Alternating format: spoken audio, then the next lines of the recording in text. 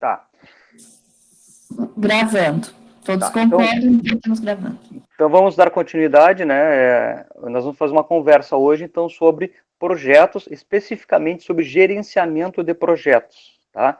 O que eu vou falar, e eu vou enviar depois na apresentação, assim que o computador ligar, está lastreado, então, nas boas práticas de projetos. Mas quem diz o que é uma boa prática de projeto? Bom, os grandes institutos de pesquisas na área de gerenciamento de projetos, tá? E eu vou seguir um deles, tá? Que é o PMI, que é o Project Manager Institute. Tá? O meu inglês não está muito bom, né? Mas é o Instituto de Gerenciamento de Projetos, que fica lá nos Estados Unidos, o PMI, e ele edita, então, um livro chamado um guia, tá? É um guia PMBOK. PM é Project Manager, Gerenciamento de Projetos, tá? BOK de livro. Então, PMBOK é um livro consagrado, né, mundialmente, em que se traz, então, as boas práticas de projetos.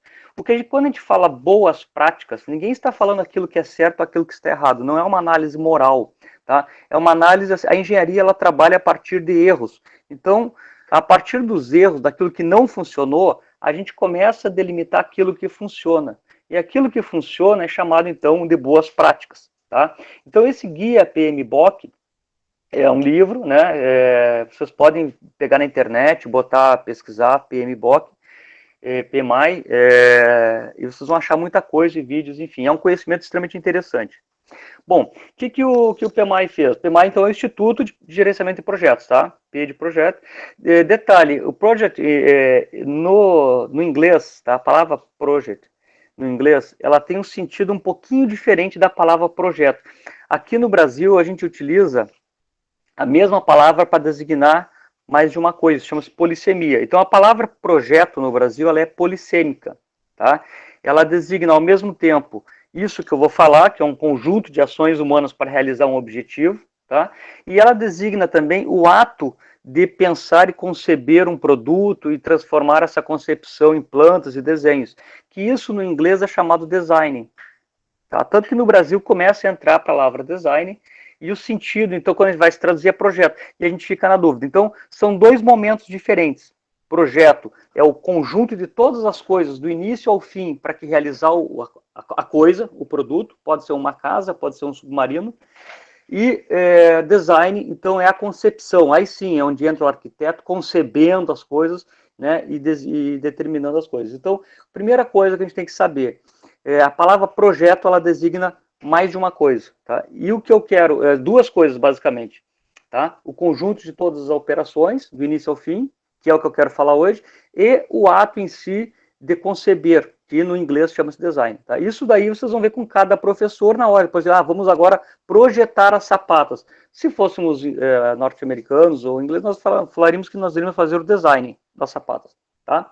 Então, primeira coisa é essa diferença. Então, quando eu vou falar projeto hoje, eu estou, então, me referindo ao conjunto de todas as atividades, não é só a concepção, tá? Por exemplo, essa atividade que nós estamos fazendo aqui é uma atividade de projeto, tá? Já está dentro do escopo do projeto. Então, a pergunta seria, qual é a definição de projeto? Bom, conforme o PMI, né, o PMBOK, projeto é aquilo que tem um objetivo específico, recurso alocado e um prazo de execução. Tá? Ele tem início, meio e fim. Um projeto termina. Tá? Então, o projeto inicia e termina num prazo determinado. Ele tem um objetivo a ser atingido e ele tem um custo, tá, estipulado. Tá certo? Então, um projeto está calcado nesses três pilares. Tá? O objetivo, que depois nós vamos chamar de escopo, o recurso, né, que envolve tanto o recurso financeiro quanto o recurso humano, né, as pessoas trabalhando, e o tempo, que aí sim o gerenciamento do tempo talvez seja a grande desafio dos projetos. Tá? Até se fala muito em engenharia que a gente tem qualidade, preço, e qualidade, custo e prazo. A gente escolhe dois, um a gente não consegue escolher porque ele é determinado pelos outros dois. Tá? Enfim, são esses três vertentes que vão trabalhar gerenciamento de projetos. Tranquilo, pessoal? Alguma dúvida até aqui? Tranquilo? Tranquilo. Tá. Então, o projeto, uma coleção de projetos é chamado um programa. Tá? Então, por exemplo, o nosso PFA ele poderia ser chamado um programa. Tá? Por quê? Porque ele tem uma coleção de projetos. Tá? Enfim, mas isso é só semântica. Tá? Nós vamos trabalhar somente projetos hoje. Tá? Então, a partir você tem que estar sempre em mente esse tripé, tá? Objetivo do projeto, que depois nós vamos chamar de escopo. Então, o objetivo do projeto, os recursos alocados no projeto, vão pegar tanto o recurso financeiro quanto o recurso humano, e o tempo, que é o controle do prazo do projeto, tá? Então, a partir desse tripé, a gente tem que olhar o ciclo de vida do projeto, tá? Como é que ele acontece? Assim como com o ser humano, né, nós nascemos, crescemos, tal, e morremos, os projetos também, eles nascem, crescem e morrem, e terminam, tá? Então, o ciclo do projeto, ele tem um rito de inicialização, que se chama rito de inicialização, normalmente é feito por documento, tá? E nesse rito de inicialização, vocês já tiveram, tá? É que vai se determinar, então, qual é o objetivo do projeto, quais são os recursos que estarão alocados no projeto e qual é o prazo determinado para executar o projeto. Quando a gente faz, por exemplo, esse planejamento, o plano de ensino do PFA, o professor Mário, o professor Átila, que fez o plano de ensino, o professor Mário tinha feito no anterior, o professor Átila atualizou e fez agora. Ele fez o rito de inicialização do projeto, tá? Os recursos estão alocados, são as pessoas nos seus grupos, né?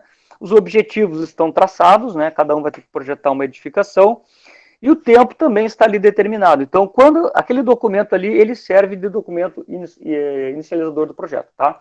Normalmente, as empresas grandes empresas de projeto, elas trabalham com um documento chamado TAP, que é um termo de abertura de projeto, tá? Que seria, então, o nosso plano de ensino, um TAP, é um termo de abertura de projetos, tá? Nesse termo é que tem que estar as coisas, então, delimitadas, tá bom?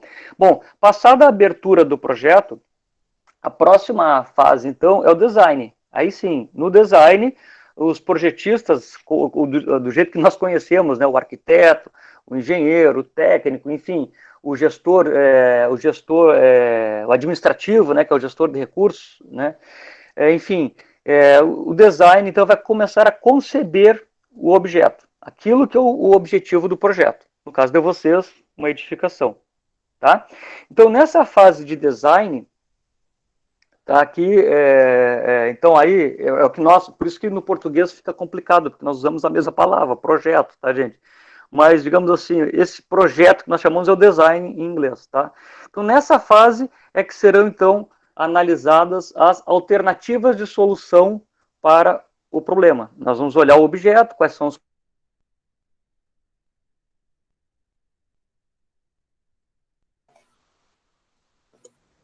Caiu, será? Ou Tá só sem som? Danilo? melhor alternativa, gente, não é... Um pouquinho, Danilo. Tu caiu uns segundos. É que entrou uma chamada, eu já desliguei aqui. Vocês chegaram a ouviram então a questão do design, né? Os especialistas começam a trabalhar na sua área de formação a ver as melhores alternativas para as soluções dos problemas que o projeto vai apresentando, tá certo? No caso do PFA, no nosso caso, vocês, o grupo, né, vocês vão se, digamos assim, se dedicar igualmente, né, a todos os escopos do projeto, tá? Num grande projeto de engenharia, normalmente vão ter vários profissionais, cada um, então, trabalhando a sua disciplina, tá certo? Então, possivelmente, se vocês forem trabalhar em grandes projetos, vocês vão se dedicar a uma disciplina apenas.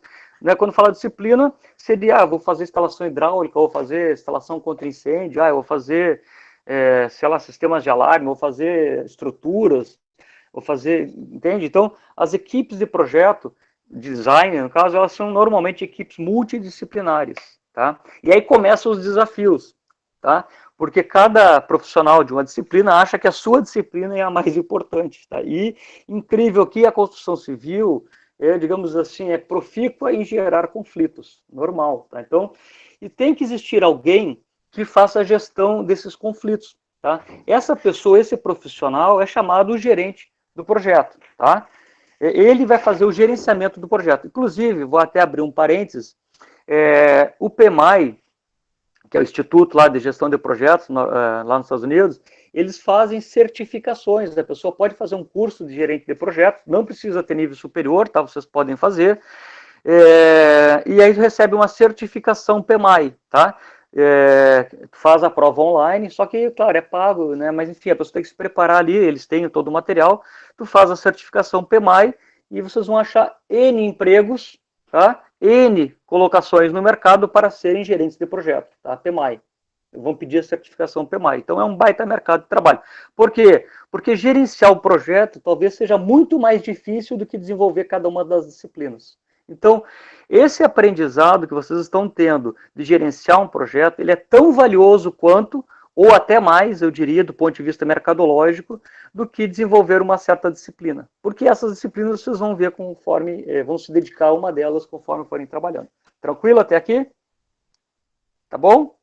Então, voltando ao ciclo de vida do projeto, a gente já viu a inicialização do projeto e o design. Quando acaba o design, ou seja, o projeto, bom, aquilo que tinha que ser concebido, aquilo que tinha que ser determinado, as melhores alternativas do mercado, elas já foram, digamos, juntadas em documentos, isso vai ser entregue, então, para a próxima fase do projeto, que é a execução. Ou seja, alguém que não é a mesma equipe, lembre-se disso, alguém que não é a mesma equipe vai receber esse conjunto de documentos que vocês geraram. E a partir desses documentos, a pessoa tem que executar este projeto. Então, quando vocês estiverem elaborando os documentos do projeto de vocês têm que lembrar isso. Alguém vai receber esse documento, que não sou eu, que não conhece o nosso projeto, e vai executar. Então, esses documentos, primeiro, eles têm que formar um conjunto. Tá? Eles têm que ser uma história. Como eu sempre falo, um projeto é uma história, é um livro. Né? Assim como um livro ele tem o seu enredo, tem os personagens, um projeto tem a mesma coisa. Então, o projeto, o conjunto de documentos do projeto tem que contar a mesma história. Então, qual é que conjunto de documentos? Eu tenho lá dentro do projeto, olha, a mesma palavra sendo usada várias vezes. Ó. Eu tenho o projeto arquitetônico, eu tenho o projeto estrutural, eu tenho o projeto hidráulico, eu tenho memorial descritivo, eu tenho orçamento, eu tenho o cronograma do projeto. Então, eu tenho vários documentos. Tá? Todos esses documentos têm que contar a mesma história. Lembre-se disso. O que é muito comum haver conflito entre projetos, tá?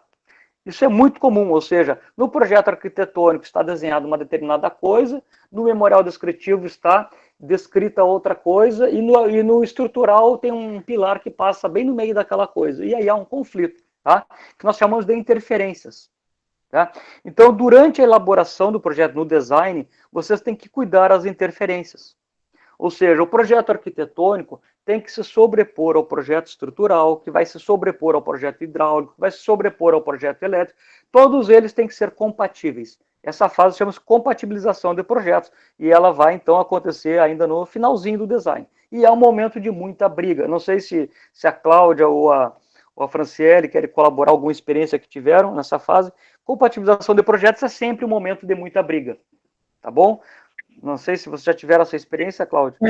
Eu já tive, quando eu fiz o projeto do museu, que eu já convidei para vocês, esse projeto do museu, eu tinha 5 escritórios de arquitetura e engenharia, mais um historiador, um museólogo e um arqueólogo. Então, cada um, então o arquiteto dizia, porque a arquitetura... cada um a sua mais importante. tipo assim, normal. Do arqueólogo, né, do museólogo, e o museólogo, o arquiteto vai ter que fazer o que eu disser. Então, bem por aí. Olhar antes esses estrelismos, né?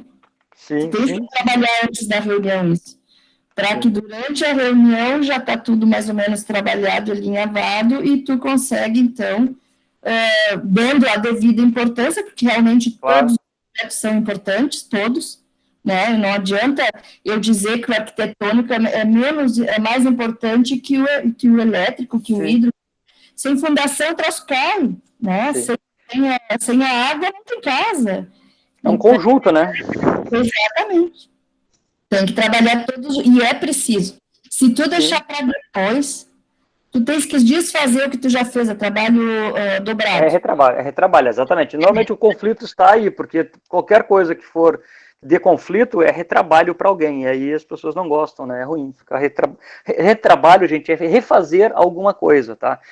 No mundo do trabalho, no mundo profissional, tudo aquilo que a gente tiver que retrabalhar, refazer, é prejuízo. Porque tu está gastando tempo fazendo algo que tu já tinha feito, então ninguém gosta de fazer. Não é, digamos assim, um bom indicativo profissional ter que fazer muito retrabalho, tá? Significa que tu está desperdiçando tempo, tá? Enfim, dentro do ciclo de vida, então nós já vimos a inicialização do projeto, o design, a execução. Então, na execução, a pessoa recebe aquele calhamaço de documentos, né? E vai, então, ler aquilo, interpretar, e dependendo do projeto, ele tem, né, muitas pranchas. Então, por exemplo, eu fiz estágio na obra do aeroporto Salgado Filho, lá o terminal, que hoje, na época era o terminal novo, né? Hoje é o terminal lá, que já está até em reforma. E eu lembro que eu fiz projeto, eu fiz estágio e ele estava na fase de estruturas e fundações. E só o projeto estrutural e de fundações daquele prédio tinham mais de 3.000 pranchas. Tá, gente? 3.000 pranchas a zero, pranchas grandes. E na época, claro, já existia AutoCAD e tudo, mas não era tão desenvolvido, então era tudo impresso. Então imagina a quantidade de documentos. Até a gestão de documentos já é algo complicado quando o projeto é muito grande. Para saber se o documento está atualizado, se não está atualizado, qual que está valendo, qual que não está valendo. Enfim, o gestor de projeto, o gerente de projeto, ele vai cuidar de todas essas coisas aí, dos conflitos, dos profissionais, dos egos, né? E também da documentação, tá? Bom, então, terminada o design, começa a execução, eles vão utilizar, então, esses documentos. Eu faço esse alerta para vocês, por quê? Porque o PFA de vocês é uma história só, ou seja, cada PFA, cada projeto de vocês, todos os documentos têm que contar a mesma história. Vocês têm que compatibilizar isso, e nós, então, nosso papel como avaliadores, no final, eu imagino, né, que seja essa o melhor comportamento, é o avaliador de quem vai executar o projeto. Tá? Então, eu vou receber o projeto de vocês com o olhar de uma empresa que vai executar, eu vou construir a casa de vocês. Então, eu vou olhar esses projetos e eu vou olhar todos. Então, e eles têm que falar a mesma coisa. Eles têm o pilar que está previsto lá na estrutura, ele tem que estar de algum jeito indicado lá no orçamento, ele tem que estar representado no cronograma, em algum momento ele tem que ser construído, entende? Ele vai consumir concreto, então lá no orçamento tem que ter o concreto dele. Então, vocês têm que começar a organizar a informação de uma forma que vocês possam alimentar todos os documentos com a mesma história. Tá? Não pode ser documentos assim soltos. Tá? Então, terminada a fase de execução, se constrói, né, aquele objeto. Eu falei submarino porque vocês vão ver quando nós estudarmos o PERT. O PERT é uma técnica de gestão de cronograma, né, e que foi desenvolvido para a construção de um submarino, né. Então, essas práticas de gestão de projetos, elas não são um privilégio da construção civil, tá, gente? Projeto é tudo, desde de uma edificação de 80 metros quadrados até construir uma bomba atômica. É um projeto, tá? Então, o Brasil tem vários projetos que atravessam anos. O Brasil está com, por exemplo, projeto de construção do submarino nuclear. É um projeto que está aí rolando há 20 anos. É o projeto de construção de Angra 3, Angra dos Reis. Está aí, o projeto está rolando há 20 anos. Então, também é projeto. Tá? Pode ser o projeto para construção lá do Centro de Defesa Diária de Curitiba para a Copa do Mundo, como eu participei. É um projeto que tinha um prazo curto, já terminou e virou história, virou fotografia. Tá? Então, os projetos eles podem ter uma vida curta ou podem ter vida muito longa. Tá? Então, não se preocupe com isso. O importante é que ele saia fechadinho. Tá? Então, durante a execução, se houver alguma dúvida na execução, é responsabilidade do projetista, isso faz parte da responsabilidade legal. Se vocês, acho que nós já estudamos, né, a responsabilidade do técnico de edificações, a orientação a 58, eu acho, não sei se com vocês a gente já estudou, uma das obrigações do projetista, enquanto projetista, é sanar as dúvidas que porventura aconteçam durante a execução. Então, se na execução, lá, os professores virmos alguma dúvida, a gente vai consultá-los e vocês têm que sanar a dúvida, tá? Se a gente não tiver dúvida nenhuma, porque o projeto está muito redondinho, está muito fechadinho e é nota 10, tá? Bom, terminada a execução, o projeto vai ser finalizado, existe um rito de finalização do projeto, tá? E nesse rito de finalização é emitido um projeto chamado As-Built, tá? Que no Brasil a gente quase não dá importância, por isso que nós somos um povo subdesenvolvido com a tendência de virar subdesenvolvido para a eternidade, porque a gente não respeita o ciclo das coisas. Então, no final da execução, tem que ser emitido um projeto chamado As-Built. As-Built é como construído. Por quê? Porque muitas vezes, durante a execução, não se consegue fazer exatamente aquilo que estava concebido. Um exemplo, eu falei que eu fiz estágio em fundações. Então, eram máquinas grandes, pesadas, fazendo estaca rotativa, né? Estaca... Hélice contínua? Hélice contínua. Foi a primeira obra com hélice contínua no Brasil. eu participei, Brasil não, perdão, no Rio Grande do Sul. Foi a primeira obra com estaca hélice contínua no Rio Grande do Sul, foi o aeroporto Salgado Filho, eu participei dessa obra. Então são máquinas pesadas, dificilmente o cara vai acertar ali o ponto da estaca a nível assim, de centímetro. Então, no projeto estava especificado lá, tem que estar 55 centímetros, 48. Dificilmente a estaca sai naquele ponto, porque é um maquinário pesado, difícil de acertar. Então, depois que a estaca era executada, nós tirávamos as coordenadas exatas da estaca e essa informação voltava para o projetista para que ele emita, então, o projeto as-built, que é o como construído. Tá? No nosso caso do PFA, não haverá as-built porque o prédio não será construído, né? Mas, caso ele fosse, saibam que vocês, como projetistas, podem ser demandados a emitir o as-built, tá? E claro que isso é serviço pago, né, gente? Vocês vão receber por isso. E no as-built, então, vocês têm que deixar tudo muito bem documentado, tá? Exatamente o que foi construído, onde é que passou o cano de hidráulica. No projeto estava aqui a passar 30 centímetros do chão. Ah, não, mas na hora de executar a gente não conseguiu, ficou a 34 centímetros. Vocês têm que ir lá no as-built e acertar 34 centímetros. Exatamente o que foi construído. Por quê, gente? Porque vem a próxima fase do ciclo de vida do projeto, que é a operação do projeto. Seja um submarino, né, seja uma edificação, ela será operada. Nós também no Brasil, nós não temos, digamos, o costume de usar esse termo, não temos o costume, tá? Mas existe, inclusive, é um outro grande mercado potencial no mundial, né, de gestão de ativos, chama-se de gestão de ativos, né? Uma das coisas da gestão de ativos é a operação das edificações. O que é operar uma edificação, gente? O nosso campus, pensem no nosso campus aí do IFE. Alguém tem que pagar a conta de luz, alguém tem que pagar a conta de água, alguém tem que fazer a limpeza, tem que consertar o telhado, tem que arrumar as chaves, né? Isso é a operação do prédio, tá? Então, esse custo de operação a gente normalmente não inclui nos projetos, tá? Vocês só vão trabalhar com custo de construção, ele tem um nome, tá? Uma sigla em inglês, que agora não me recordo. Os dois custos têm siglas em inglês, que quando nós vamos estudar isso daí, nós vamos ver bem direitinho, então me esqueci da sigla agora. Tem o custo de construção, que vocês vão designar agora no PFA, e depois tem o custo de operação, durante o ciclo de vida do projeto, tá? Os projetos mais elaborados, por exemplo, a compra de um avião, não se faz só por custo de aquisição, se faz por custo de ciclo de vida. Tá? Quando se compra, por exemplo, um ônibus, a embaixador vai trocar a frota dela, ela vai comprar um ônibus. Ela não quer saber somente do custo de aquisição daquele ônibus, ela quer saber do custo de ciclo de vida. Quanto ele faz quilômetros por litro de diesel, qual é o custo de manutenção, quanto dura os pneus, aqui. E isso vai determinar se o projeto é mais econômico ou não. No PFA, volto a dizer, a gente não vai trabalhar com custo de operação, mas saibam que o mercado, os projetos mais elaborados de construção civil, eles já trabalham com custo de ciclo de vida. Tá? E quando fala custo de ciclo de vida, entra custo de construção e mais o custo de operação. Um exemplo bem típico, bem característico, muito fácil de enxergar. Vale a pena no nosso projeto colocar placas solares, fotovoltaicas para gerar energia? A gente não decide isso porque é bonito, porque todo mundo faz, gente. A gente faz cálculos de custo de ciclo de vida. Eu acredito que quem fez o projeto com o professor Michael de eficiência energética deve ter estudado o custo de ciclo de vida. Ou seja, as placas, elas têm um tempo de vida útil, acho que é 15 anos.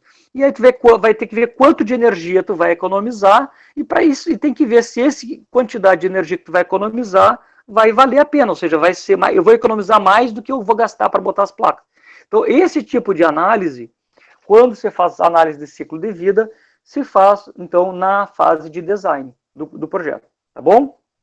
Então, lembrando, o projeto ele tem a inicialização, ele tem o design, dentro do design ele tem a finalização do projeto, depois tem a execução, a finalização da execução e a operação. A operação do projeto, de uma casa, de uma edificação, em tese a gente trabalha com 30 anos, com 40 anos, depende da edificação, tá? Então, a gente não está nesse nível ainda, tá? No Brasil a gente não está nesse nível. Saiba que em vários países do mundo, e quem está trabalhando com BIM, quem for trabalhar com BIM, vai trabalhar com custo de ciclo de vida. Não vai trabalhar somente com custo de construção. Tá? Porque uma das dimensões do BIM, que é a quinta dimensão do BIM, que é a gestão do custo, é o custo de ciclo de vida. Bom, até aqui, pessoal, alguma pergunta, alguma dúvida? Estão muito quietos Tranquilo? esses alunos hoje. Estão quietos. Milene falou que não. Eu estou falando muita coisa, estou falando obviedades, vocês já sabiam dessas coisas? Isso aí já estava, digamos, claro como água?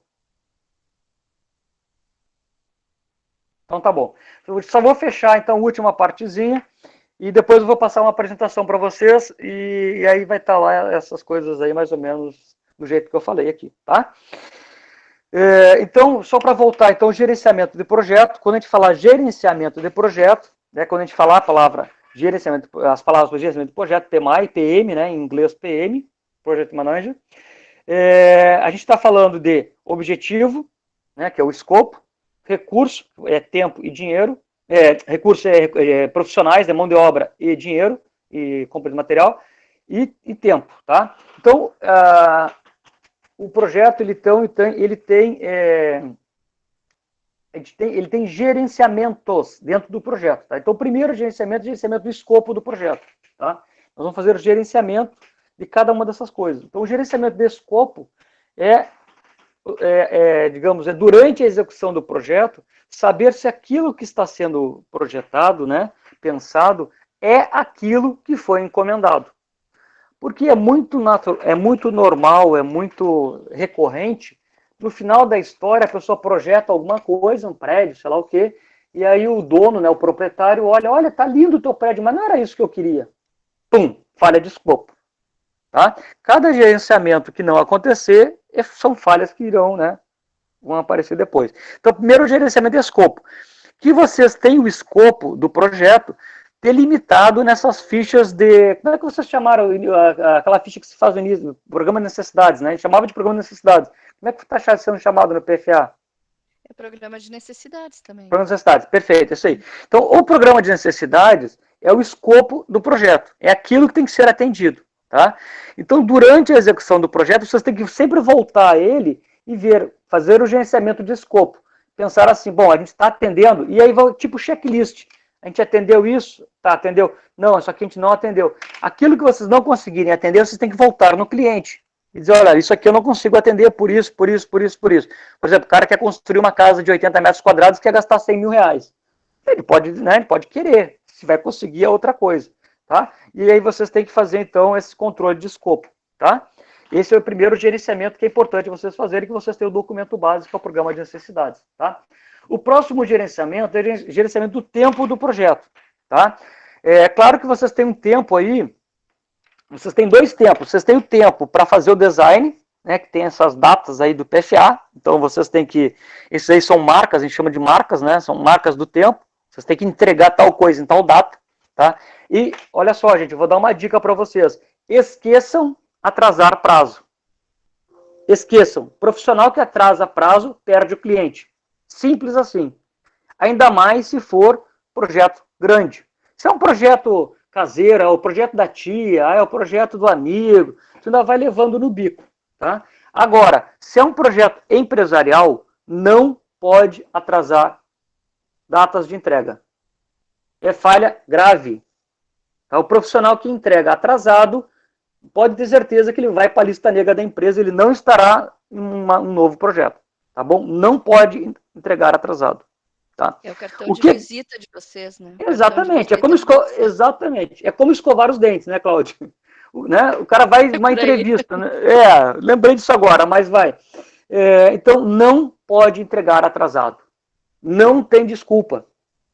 Não tem, não tem desculpa. O profissional que entrega atrasado é um mau profissional.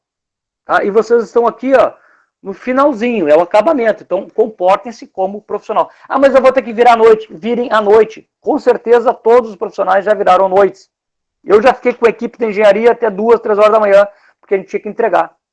Tá? Então, normal. Tem que virar noite se for preciso, mas não pode entregar atrasado. Não tem desculpa.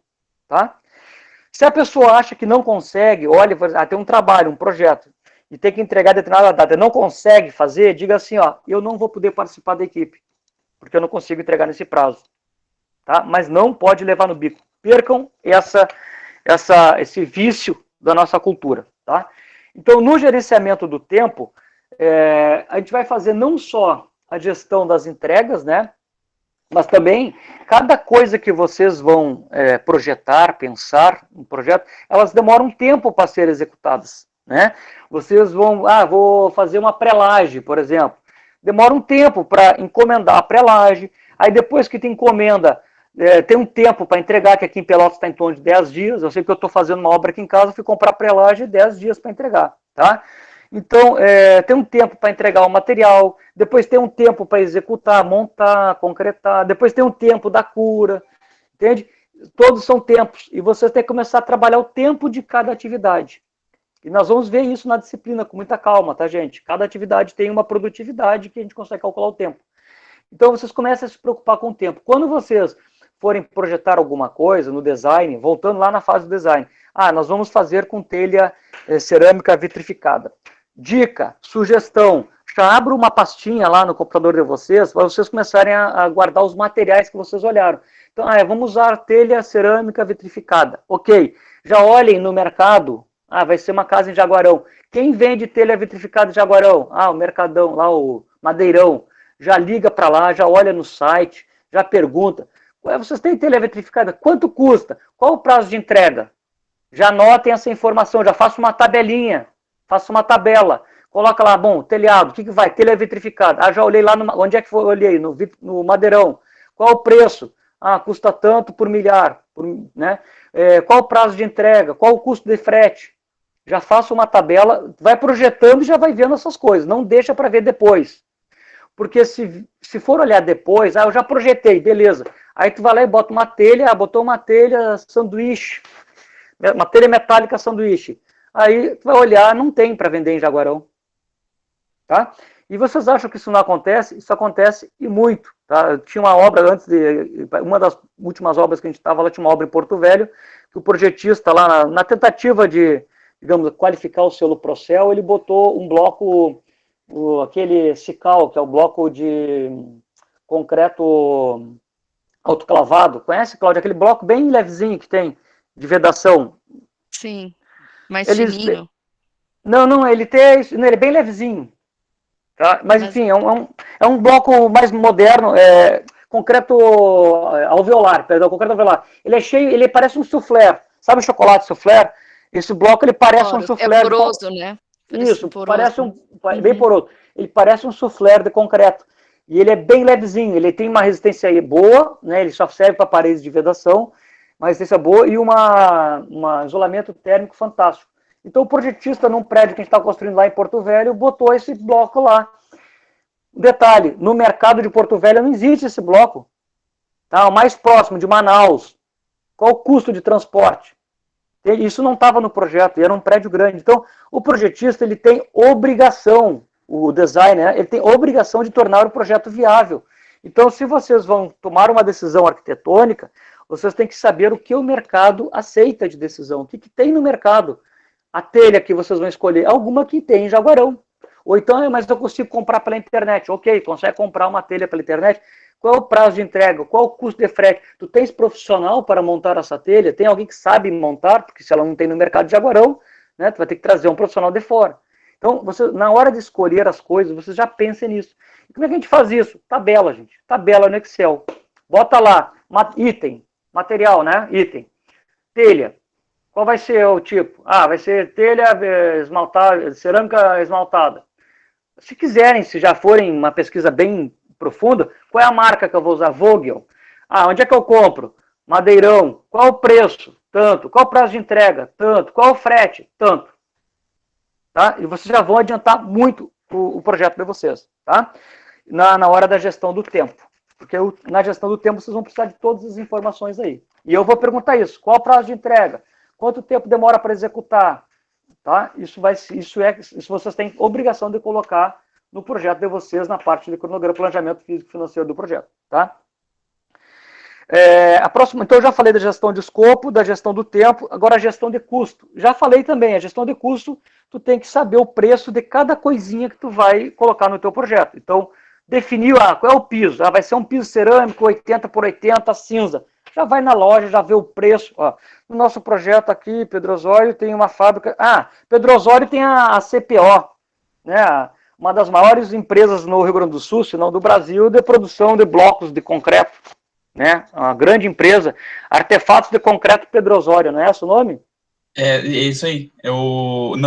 Eles não vendem só isso, né? Eles vendem tudo. Sim, Vendem tudo, tipo. sim, uma baita de uma empresa, a CPO.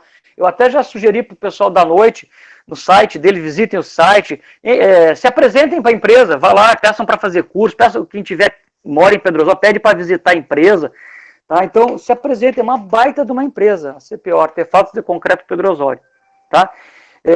Então, na gestão de custo, é o que eu falei, na mesma tabela que vocês forem fazer gestão do tempo, já façam gestão do custo, tá? E custo é isso, gente, não é só custo da compra do produto, tá? É o custo do frete, tá? Existe o custo da perda do produto, então, o cimento, eu utilizo 100% do cimento que eu compro, não, eu sempre perco ali 5%, 10%, então se eu calculei que eu vou gastar 100 sacos de cimento, eu vou comprar 105, então, isso está tudo dentro da gestão do custo, tá? Depois tem a gestão da qualidade do projeto. Na gestão da qualidade, o projetista, o designer, ele tem obrigação de deixar claro no memorial descritivo, digamos, qual é a qualidade de cada serviço que ele vai prescrever. Então, por exemplo, a pintura, eu vou especificar a pintura interna PVA. Então, lá no memorial descritivo, vocês têm que dizer a técnica de execução, vai ser pintada com rolo, vai ter no mínimo, vai ser passado selador, 30 dias após o reboco, aí tu vai dando a técnica de execução. E depois vai dizer qual é o critério de qualidade, que, por exemplo, para a pintura, existe uma norma da ABNT para recebimento de pinturas. E vocês podem fazer diferente. A pintura será recebida conforme NBR tal, procedimento da NBR e tal. Aqui tem um procedimento, tu te distancia da pintura, tantos metros da parede, não pode ver mancha, não pode não sei o quê. Então, vocês vão fazer citações das normas da ABNT para recebimento de serviços. Tá? Isso é extremamente importante para a gestão da qualidade. Por quê, gente? Porque na hora que se vai executar o projeto, normalmente, não é uma empresa só que faz tudo, normalmente tem várias empresas terceirizadas. Aí tu contrata uma empresa para pintar. A outra empresa vai lá colocar vai fazer a instalação elétrica. Aí quando for a empresa pinta, a outra vai fazer elétrica e suja a parede. Aí tu vai lá e não recebe a pintura, e começa conflito. Então o gestor do projeto, ele tem que ter documentos lá de qualidade, que dê o padrão de qualidade de recebimento de cada serviço, tá? E as responsabilidades claras. Então, se eu pintei o prédio, eu recebo a pintura, depois eu libero a elétrica. E aí o cara da elétrica, ele sabe, a pintura está nova, se sujar qualquer coisa, tem que pintar de novo. E se não fizer isso, gente, o projeto não anda, tá? Mais duas gestões só, gestão de RH, tá? Que aí é a gestão dos profissionais, a gente vai ver isso com mais calma lá na frente. E depois, por fim, gestão de comunicação do projeto. No nosso caso, a gestão de comunicação do projeto por exemplo, vocês vão fazer interações no PFE, vocês vão fazer entregas, né? As entregas são comunicações do projeto. Então, tem que ter alguém, né, que é o gestor do projeto, que vai fazer essa gestão, né, que vai, digamos, ser o canal em que vai entregar as comunicações do projeto para o proprietário, no caso para os professores, e vai receber a comunicação e vai interagir na equipe.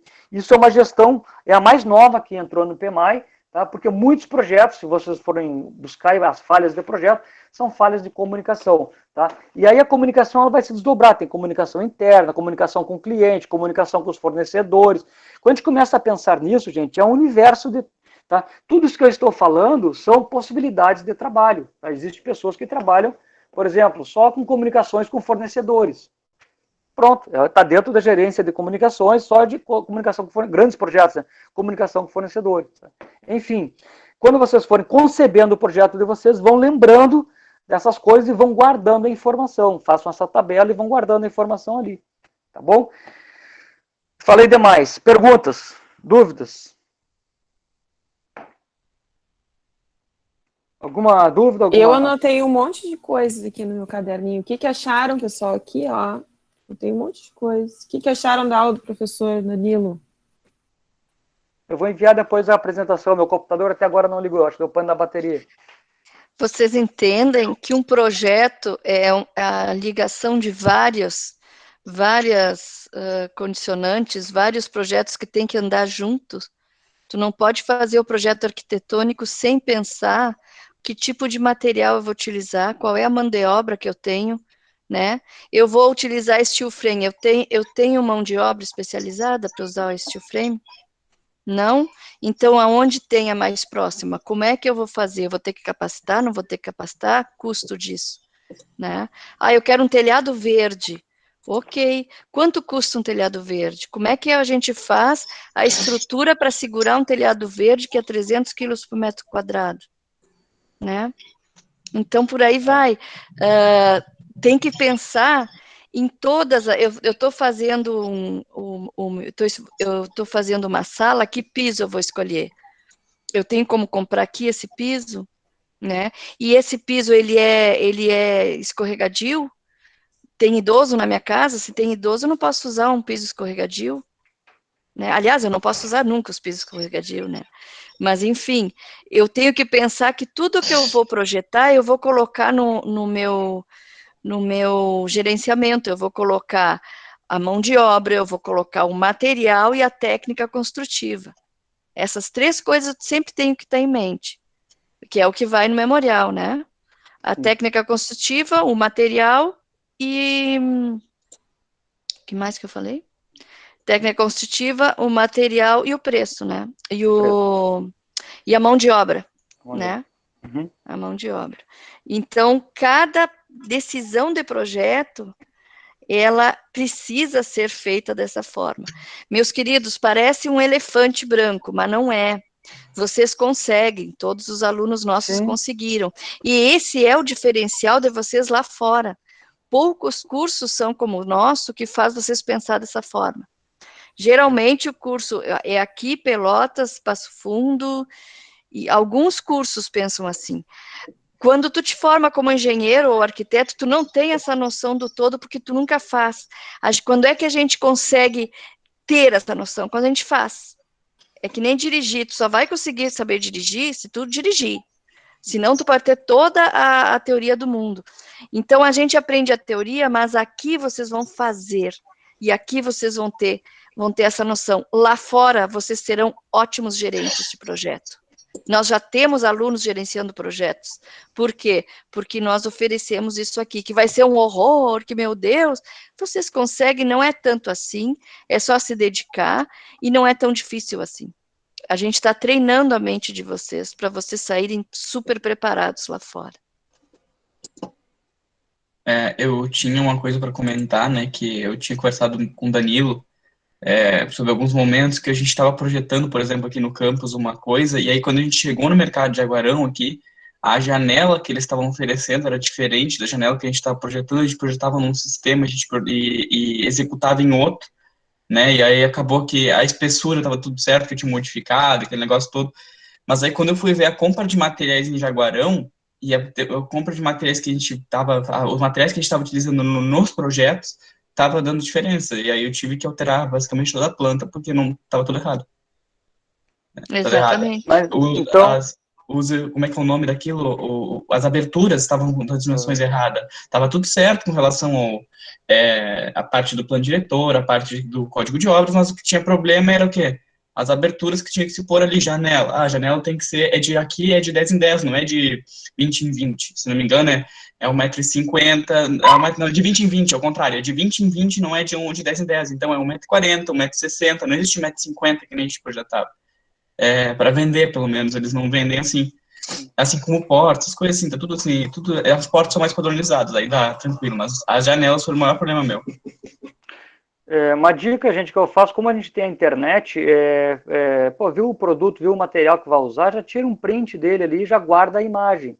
Porque no memorial descritivo vocês podem usar a imagem. Vocês podem dizer, eu vou usar essa porta aqui, vocês vão descrever ela, mas pode usar uma imagem, essa porta aqui, eu vou usar esse piso. Então eu já faço essa coleção de imagens, de coisas que são, digamos assim, disponíveis no mercado, evidentemente.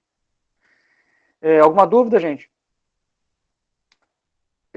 Só para finalizar, então, o técnico de edificações, ele é diferente de um engenheiro, de um arquiteto, e não é um auxiliar de engenheiro arquiteto. O técnico de edificações, ele é um profissional autônomo, tá? E ele descende, o técnico, ele descende de uma categoria profissional que existia nos anos 50, 1950, 1940, existia inclusive legalmente, tá? Que eram os construtores licenciados, né? As prefeituras, antigamente, antes da normatização das profissões, as prefeituras licenciavam os construtores, né? A pessoa comprovava que sabia construir, né? O pedreiro, o mestre de obra, sabia construir, o empreiteiro, ele ia na prefeitura, a própria prefeitura dava uma licença para a construção. Então ele podia, naquela prefeitura, era municipal a licença, ele podia então fazer os seus projetinhos lá e construir, porque ele sabia construir, tá? E então essa categoria profissional, ela teve vários nomes, mas o mais comum era construtores. Foram chamados de arquitetos construtores, construtores licenciados, enfim. Dessa profissão de construtores, né, o que acontece? Quando começou o boom da construção civil em São Paulo, na década de 50, começa a sair muitas construções, começa a crescer muito. As prefeituras não tinham mais como controlar as pessoas, não sabiam quem era construtor e quem não era, não tinha como, cresceu muito. E aí então se viu a necessidade de regulamentar a profissão, tá? Então a regulamentação da profissão dos construtores, ela aconteceu na década de 60, em 68, com o lançamento da lei, então, que cria o técnico de edificações. Então quem é o técnico de edificações? Ele é o construtor, tá? É o cara que constrói, não é o cara que projeta. O cara que projeta lá o design é o engenheiro, é o arquiteto. Ah, mas o técnico também constrói, ele também projeta. Mas o que ele projeta? Ele projeta as coisas mais... Por que elas são as menores? Porque são as mais comuns. Então, casos até 80 metros. Por que foi 80 metros? Porque se fez uma pesquisa que a maior parte das casas, se não a esmagadora maioria das casas, tem menos de 80 metros quadrados. Vocês podem olhar para o Jaguarão aí, faz uma pesquisa na família, vejam lá 10 casas da família de vocês, se for uma família, lógico, né? De repente tem algum milionário aí, mas... vocês vão ver que a maior parte das casas não chega a 80 metros, ou então no início elas não tinham 80 metros, depois elas vão sendo aumentadas. Então se viu que com 80 metros se cumpria, digamos assim, se cobria a maior parte das casas que eram construídas. Então se liberou para este profissional se projetar até 80 metros, né, para atender o grande público, para que ele então fosse autônomo, ele fizesse o projeto, apresentasse na prefeitura, construísse. A essência da profissão do técnico de edificações é a construção, tá? Digamos, botar a mão na massa. Não é exatamente ser o pedreiro, o mestre, não é isso. É gerenciar essa turma toda, é comprar o material, é contratar o pedreiro, é ver se a produção está boa, se não está boa, se a qualidade do serviço está adequada, não está, se o cronograma está sendo cumprido, se o custo está sendo respeitado. Essa é a tarefa do construtor, tá? Que, como aconteceu um desvirtuamento, é isso que eu estou tentando defender no mestrado, se eu chegar a terminar, houve um desvirtuamento, as escolas desvirtuaram esse profissional, tá? Isso não foi uma coisa de agora, isso foi ao longo das décadas, tá? As escolas desvirtuaram, afastaram esse profissional da sua essência, que é a construção, tá? E levaram esse profissional para um campo que é muito mais teórico, é muito mais voltado ao projeto. Nada contra, gente. Nada coexiste mercado de trabalho para os técnicos de edificações nos escritórios de engenharia. Conheci vários que trabalham projetando, tá? Existe esse mercado também. Só que não é esse o grande mercado. O grande mercado são as construções. É construir, é reformar. Por isso que, por exemplo, um técnico de edificações, quando fala reforma, ele não tem limite de área. Ele pode reformar um edifício inteiro. Tá? Por quê? Porque é o grande mercado. É ali que tem que estar o técnico, atuando nas pequenas construções, construindo efetivamente, né? Não é só projetando, é construindo e também reformando. É isso que eu vou defender no mestrado, isso que eu vou defender sempre. Então, quando a gente faz um PFA, eu até já tinha feito essa crítica do PFA que eu vi no ano passado, que eu vi, tá muito projeto e pouca construção. Então, eu vi muito pouca na apresentação da gurizada. Claro que o que entusiasma é o design, é o projeto, é fazer lá o SketchUp, mostrar a casa, isso entusiasma, é bonito, é o que chama a atenção. Mas, gente, não é importante, lógico que é importante, é o objeto que está sendo definido, mas não é a essência da construção. A essência da construção é o negócio construção, é a compra do material, é o prazo, é a qualidade, entende? Então, a gente viu muito pouco disso, eu vi muito pouco, pelo menos, nas apresentações do PFA que eu vi. E eu combinei então com a gurizada, a gente vai tentar no PFA de vocês, digamos, se aproximar mais do espírito do construtor. Então, quando vocês forem mostrar o projeto de vocês mostrar algo, digamos assim, se eu disser assim, tá, eu tenho dinheiro, vamos construir. E aí tu já sabe onde é que vai comprar, quem tu vai contratar, quantas pessoas tu vai contratar, quem tu contrata primeiro. Não, já tem que encomendar agora, porque demora 2 meses para ficar pronto. Esse nível de informação é que é a essência da construção. Tá? Se vocês forem olhar no mercado de trabalho, quem ficou ocupando esse espaço, porque as escolas desvirtuaram o técnico, então ele saiu do mercado, né, foi focado aí nos projetos. Quem ocupou esse espaço, continua ocupando esse espaço, são os empreiteiros. Então, o empreiteiro é um profissional, nada contra o empreiteiro, é uma profissão honrada, digna, mas era um profissional que não era mais para existir no Brasil. Tá? Os empreiteiros deveriam ser todos eles técnicos em edificações, todos os empreiteiros. O cara que faz a empreitada da obra, que pega o projeto feito por um engenheiro, por um arquiteto, e vai lá e executa. Bota as pessoas, compra o material, executa, entende? Esse profissional não deveria ser outro que não o técnico de edificações. Tá? Esse é o grande mercado que foi abandonado e em detrimento de um mercado pequeno, que é o mercado de projetos. Por isso que a gente vai tentar, nesse PFA, dar uma luz um pouco maior para a essência da construção, do construtor, que é justamente a gestão do projeto. Tá bom? Da minha parte era isso. Cláudia, era isso. Muito obrigado pela oportunidade. Eu tenho um ponto, professor. Pois não. O que eu observo, né, principalmente na cidade, se hoje eu fosse criar uma empresa, tá, uma empreiteira, como o senhor mesmo falou, aqui temos aqui na cidade, são muitas empreiteiras que são feitas por engenheiros. Né? A grande maioria das empreiteiras que tem aqui na cidade, se não todas, é de engenheiros. Alguma exceção, com um arquiteto ou outro. Só que o que acontece? A pessoa que é técnico em edificações, ao meu ver, ela, pela questão cultural de ser um técnico em edificações e não um engenheiro, nem um arquiteto, que, se formos ver numa questão mais verticalizada, né, o técnico, ele para aqui no médio, chega no médio e ele é técnico, então ele vai para o horizontal. Já o arquiteto e o engenheiro, ele segue ainda na vertical, subindo até o superior. Então, o pessoal tem consciência disso. E aí acreditam que, por serem engenheiros e arquitetos, vão chamar um engenheiro arquiteto porque é bem mais preparado do que um técnico em edificações. E isso de uma perspectiva cultural. Não estou falando que acontece na prática, porque tem muito técnico em edificações que é bem melhor que muito engenheiro arquiteto. Por quê? Porque muito engenheiro arquiteto às vezes passa na faculdade pagando trabalho. Existe isso. Aí é o mal profissional. Mas também tem muito engenheiro arquiteto que são muito bons, né? Isso a gente não pode, falando dos dois pontos, né? Assim como também tem técnicas que pagam a faculdade, o técnico, para passar nos trabalhos. Tem, sempre tem. Tá? Entendi. Mas eu quero saber como é que a gente trataria com a questão cultural, tá? Porque é legal se trazer as raízes, é legal fazer tudo isso, mas basicamente o técnico de edificações, ele trabalha para o engenheiro em outros escritórios. É isso que acontece. Tá. Bom, Daniel, essa resposta eu só vou poder te dar completa, né, quando eu terminar meu mestrado, e no dia que eu for fazer minha defesa de mestrado, eu te convido para que tu esteja na plateia, que é essa a resposta que eu quero dar, né? Como nós, escola, podemos valorizar a carreira técnica. E aí, o que eu estou estudando é porque a gente tem que começar a desmitificar, a gente tem que questionar algumas verdades colocadas, né? Que, como fala Foucault, geram regimes de verdade. Não significa, não tem nenhum significado com relação à verdade, mas tem a força da verdade, né, que criam regimes de verdade, independente se são verdades ou não. E um regime de verdade que eu estou tentando combater é esse escalonamento do conhecimento, né, em dizer que um profissional, até a própria palavra já é pedante, né, o profissional de nível superior, né, então a palavra já induz a um certo escalonamento do conhecimento, né? E vai dizer que o conhecimento de fulano é superior, né? Então quer dizer que do outro é inferior, é isso, né?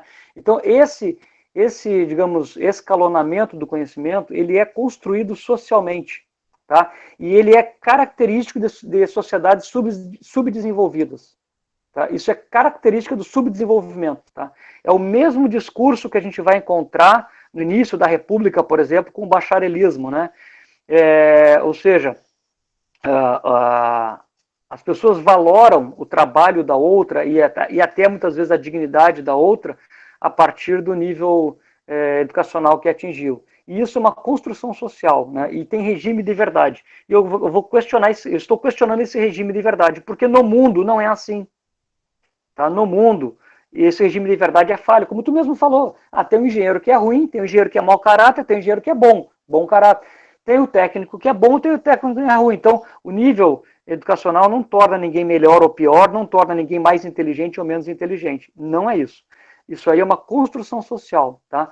E eu vejo que o técnico de edificações, legalmente, ele é tão capaz quanto um engenheiro, tá? Só que em coisas diferentes, tá?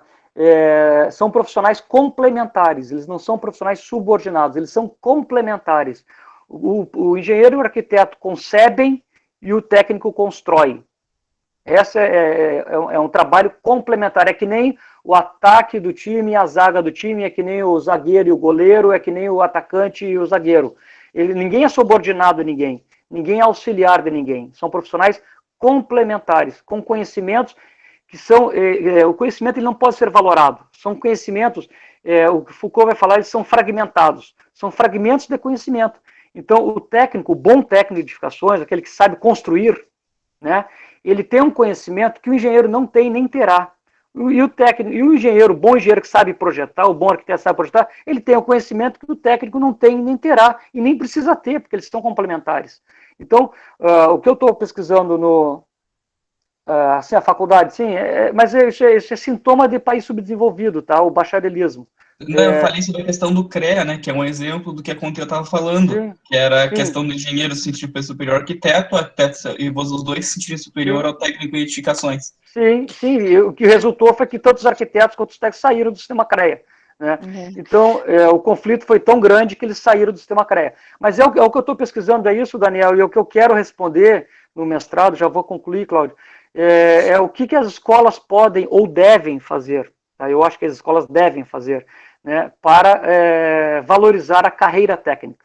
Porque digo a vocês, tá? Muitos dos engenheiros que eu conheci, e eu conheci muitos engenheiros em obra, tá? Muitos deles, eu até não fiz a estatística, mas eu apostaria que a grande parte deles, aquilo que ele faz na obra está dentro da competência de um técnico de edificações, ou seja, um técnico faria do mesmo jeito, tá? Então, muitos dos engenheiros não atuam como engenheiros, atuam dentro do escopo profissional de um técnico. Então, ou seja, o engenheiro acaba entrando no escopo profissional do técnico de edificações porque o técnico não ocupou o seu espaço, tá? Então, esses engenheiros aí de Jaguarão e de arquitetos de Jaguarão que atuam na construção, faz parte do perfil profissional deles, faz. Só que o engenheiro e o arquiteto na obra, eles teriam que ser para as grandes obras, tá? Né, a ponte, a rodovia, o condomínio lá com 50 torres de apartamento, porque aí qualquer centímetro errado, o prejuízo é gigante. Nas pequenas construções, o perfil profissional é o do técnico. Claro que eles entram por quê? Porque primeiro que não tem técnico para ocupar o espaço, e segundo que o mercado é pequeno, acaba sobrando mercado para eles. Mas se for pegar numa cidade grande, não tem esse caso. Tá? Se for pegar aqui em Pelotas, ninguém vai chamar um engenheiro para fazer uma reforma de um banheiro. Tá? E também não vai chamar o técnico, porque o técnico não está nesse espaço. Então acaba chamando o seu João, que é o mestre de obra, e ele faz o serviço. Tá bom? Mas eu te convido, quando eu for defender o mestrado, eu te mando um convite, eu gostaria que tu estivesse na plateia, eu vou te dar essa resposta aí. Bem embasada. Obrigado. Muito obrigada, professor. Foi excelente aí a tua Bate-papo. colaboração. Então tá bom, gente. Obrigado. Eu vou depois mandar a apresentação para vocês, tá? Um abraço a todos, um bom dia, bom trabalho para vocês. Muito obrigada. Anotei várias coisas também. Achei super interessante. A gente vai estudar isso tudo na disciplina depois, tá? Com bastante calma. Foi bem importante. Muito obrigada. Tá bom, obrigado. Um até mais. Um abraço, bom dia. Tchau, tchau. E aí, meus queridos, vamos que vamos, vamos começar a trabalhar, que tem muita coisa para fazer, vamos nessa. Assim, vamos lembrar o que a gente fez antes, certo? Sempre lembrando que o projeto é como ele falou, a gente tem que sempre pensar no conjunto. Queridos, eu vou passar aqui para vocês como está o nosso Moodle, tá? Estão enxergando aí? Agora, então, eu vou pedir, eu não vou mais enxergar, vou só colocar o que eu estou passando para vocês. Então, eu vou pedir para vocês, se alguém falar, falem, né? Porque a escrita eu não vou conseguir ler. Então, assim, ó, hoje, então, é nosso gerenciamento de projeto, né? E a primeira orientação, o que nós vamos ver hoje? Revisão do conteúdo visto e orientação sobre condicionantes. Depois que eu mostrar aqui o cronograma, eu vou mostrar para vocês o quadro. Lembram que a gente fez com a Letícia umas aulas de condicionantes, onde a gente tinha que pensar nos ventos, né, no sol, que eu falei se tem, por exemplo, muito ruído, ou uma vista legal, ou uma vista que tu não pode olhar porque é horrível, né? Cheiros, enfim, quais são os condicionantes que a gente chega num terreno? Primeira coisa que a gente faz quando a gente chega num terreno, quais são as condicionantes que a gente tem que prestar atenção para poder, que vão dirigir, então, o nosso projeto, tá? Essa entrega aqui, que eu vou explicar para vocês hoje, vocês vão relembrar, dia 5, sexta-feira, vocês vão entregar. Por que na sexta? Porque nós vamos ter um atendimento, né? Seria um encontro assíncrono, mas nós vamos estar à disposição para fazer o atendimento. Queridos, a gente não tem tempo a perder. Sábado, vocês vão ter que orientar conosco. A gente divide um pouco com a professora Fran, um pouco comigo, e a gente orienta e vocês começam a trabalhar, porque aí, a partir de sábado, vocês já têm que ter a planta baixa de vocês mais ou menos definida, né, bastante definida, porque aí depois vocês só vão ter 2 orientações, né, e vão ter uma pré-entrega dia 11, tá? Até o meio-dia, essa pré-entrega. Vocês vão ter essa pré-entrega para a gente poder corrigir e vocês começarem a fazer, então, a viabilidade com os demais projetos. Definiram a pré-entrega, tá? A planta baixa está definida, nós vamos chamar, então, a professora Ana de estrutura para ela dar uma olhada, então, nos projetos de vocês. Aqui ela vai falar alguma coisa, vai explicar algumas questões estruturais. Por quê? Nós não fazíamos isso. Vocês iam falar com a Ana só quando tivesse já entrega de projeto. E isso dava mudanças, tá? Aí tinha que voltar o projeto para o arquitetônico, mudar o arquitetônico. Então, nós vamos fazer isso agora. Então, terminando a planta baixa, vocês vão mostrar para a professora Ana. E vão começar a fazer os cortes. Terminando os cortes, vocês vão mostrar para o professor Átila. O professor Átila vai dar, então, algumas questões, tanto de hidro como de memorial, porque vocês já têm que ir começando a escrever o memorial. Lembram? Memorial é tudo o que está no projeto. Mão de obra que vocês vão utilizar, material que vocês vão utilizar e técnica construtiva, tudo isso tem que estar descrito no memorial, tá? Então, vocês vão fazendo o projeto e já vão pensando como explicar e como quantificar o material e como descrever esse material e essa técnica construtiva, tá? Do tipo, vai ser parede de tijolo furado com argamassa com traço tal. Bom, vocês vão ter que descrever o tijolo, quantificar o tijolo, vocês vão ter que descrever a argamassa, quantificar a argamassa e descrever a técnica construtiva dessa parede, tá? Então, quando vocês inventarem umas coisas mirabolantes, um telhado, sei lá o quê, pensem, vocês vão ter que descrever esse telhado, quantificar esse telhado, né, e colocar tudo ele no memorial descritivo. Então, a pré-entrega da planta baixa completa vai ser dia 23, tá? Por quê? Porque aí Não, vocês dia já... 15. Dia 15, desculpa. Estou olhando aqui. Dia 15, tá? Porque aí a Ana já vai Falou ter... 23 primeiro, é 23, hein? Não sei. Dia 15, vocês vão entregar, então, a planta baixa e vão começar a trabalhar nos cortes. Quando começar os cortes, vão mostrar para o professor Átila. E aí a gente segue orientando vocês cortes e fachadas até o dia 23, que vocês vão apresentar para todos os professores. Os professores vão colocar algumas mudanças, né, algumas questões, e aí, dia 26, já corrigida. Por que a gente fez isso, pessoal? Porque senão, isso aqui deve mostrar para os professores, ia ficar lá no final. Vocês não iam ter como corrigir.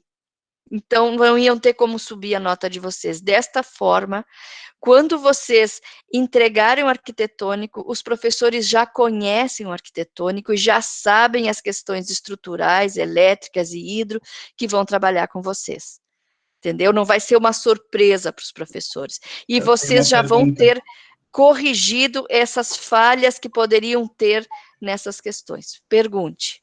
O checklist, tá, que geralmente era apresentado para nós aqui no ano passado, ano retrasado, né, que eu estou ainda com o ano passado, tá no ano letivo passado, que geralmente, por exemplo, nós agora que estamos com uma pessoa a mais no grupo, a gente tem um grau de exigência um pouco maior. Sim. Então, quais seriam essas exigências? No checklist, teria como ser apresentadas as exigências extras que a gente poder fazer? Ou vai ser a gente apresenta e depois vocês vão dizer que tem que melhorar? Porque é complicado. Essa questão é fazer, assim. Quem sabe a gente faz, Cláudia. É assim, ó, eu quero mostrar tudo que está aqui no Moodle para eles e tudo que no Moodle, assim, tá esquelético, tá? Ainda a gente vai rechear um pouquinho mais.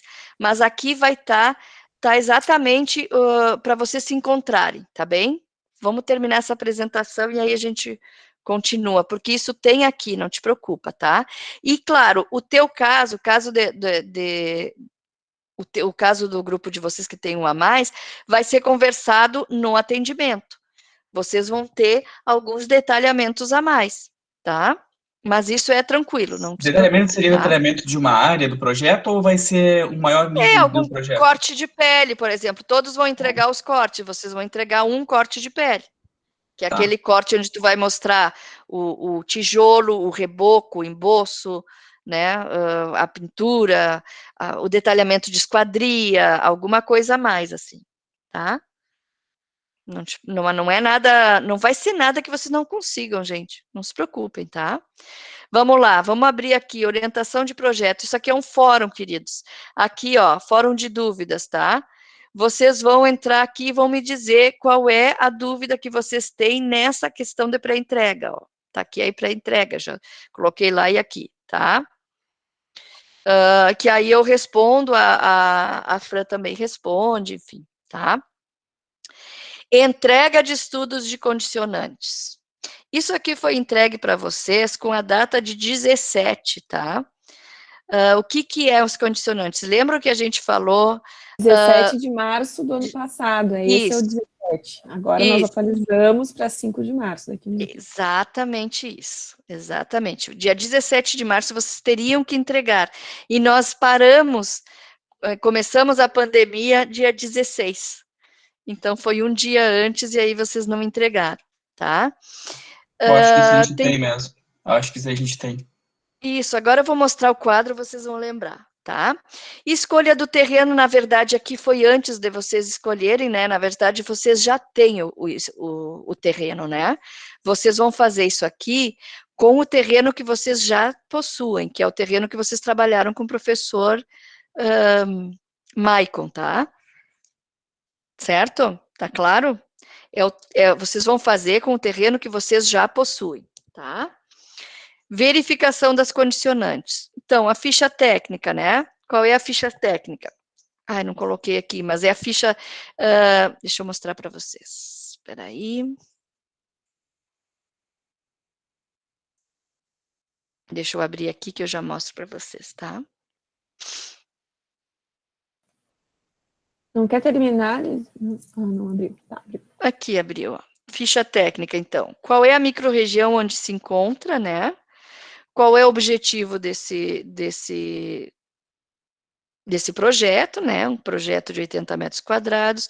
Quais são as condicionantes, né? Solução de cobertura que evite calhas internas, cobertura sobre acesso principal, prevê a instalação de água quente, enfim, identificação do cliente, a cobertura, alvenaria, esquadria, piso, parede, permeabilização. Isso aqui vocês conversaram com o cliente de vocês, e vocês, então, teriam essa programa de necessidade, né, digamos assim, feito por vocês. Claro que vocês vão completar isso aqui, né? Tem mais questões aí para... mais questões que vocês precisam ver, né? Deixa eu parar aqui e voltar de novo lá para o meu... Cadê o mundo? Uma pergunta rapidinho. Sim. Essa entrega vai ser só um arquivo PDF com os slides da análise essa do terreno e das condicionantes? Ou vai ser algum vídeo, alguma coisa? Como é que vai ser essa entrega? Ou aqui no Meet? Assim, Se a gente tem que apresentar. A ideia anterior era que vocês apresentassem para todos, né? Eu não sei se vai dar tempo agora. A ideia era que vocês fizessem num PowerPoint, né? Tem um grupo que já entregou, né? Que mostrou aqui, agora está praticamente pronto. Eu vou mostrar para vocês como é que é. Mas a ideia é colocar juntar esses arquivos deles num PowerPoint e vocês apresentarem para o grande grupo, para nós, né? Para os professores. Eu acho que não tem tempo, Cláudia. Eu acho que para apresentar para nós não vai ter tempo. Então, assim, ó, pessoal, mesmo aqueles que já entregaram vão reentregar, tá bem? Todos vão entregar de novo, tá? Mesmo aqueles que já estão com o trabalho pronto, certo? E fazer um vídeo apresentando com um limite de tempo, não seria uma proposta que seria interessante? Fazer uma reunião no Meet, a gente fez já. Não sei se todo mundo vai me matar agora porque eu dei uma proposta lá que vai ter que passar um pouco de trabalho, mas é um exemplo que dá para se fazer, botando limite de tempo, dá até para apresentar em aula. Pode ser até não dá para apresentar em aula, Cláudia, porque todas as aulas a gente precisa orientar, gente. Sim, não, apresentar em aula não, mas deixar o vídeo e a gente colocar no Moodle, isso pode, né? Aí vocês apresentam um vídeo para nós que nós assistimos.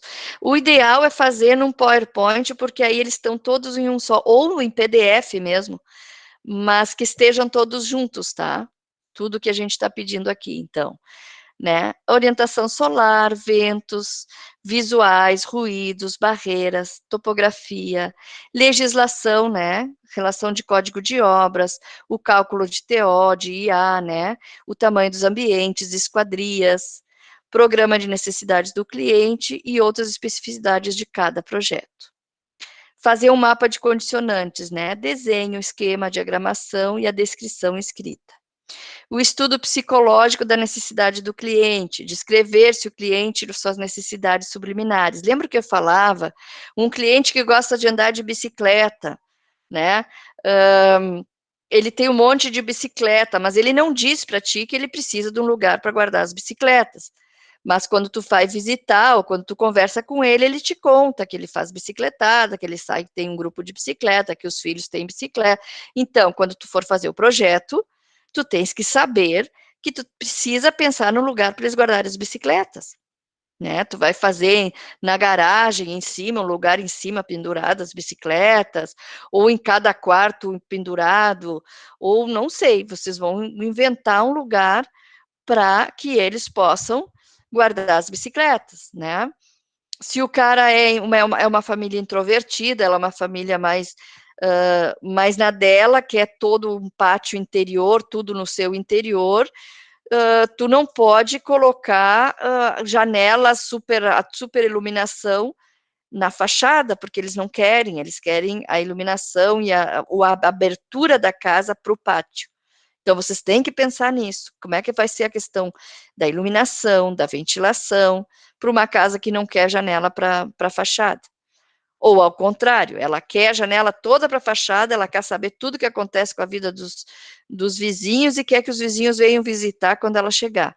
Bom, então, aí é o contrário, vocês precisam fazer, então, uma casa voltada para fora, com muito vidro, né, enfim, cada projeto vai ter a sua observação, onde, ao conversar com o teu cliente, ele gosta de cozinhar?